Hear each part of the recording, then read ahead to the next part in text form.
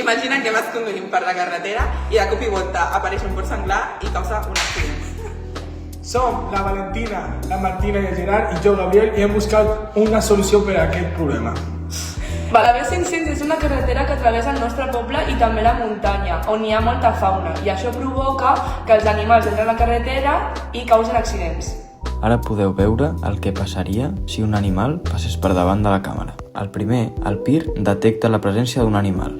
Tot seguit, la SP32 fa una foto i envia una senyal a l'Arduino Uno. Aquest envia una senyal a la pantalla OLED perquè canviï el missatge de cap perill a atenció, fauna a prop, i alhora encengui un LED al mapa on es mostra la zona on s'ha detectat un animal. Si aquest projecte s'hagués de convertir a la vida real, el LED seria a les oficines de la policia local. Per tant, s'hauria de fer que de manera remota la placa base enviés senyal al LED.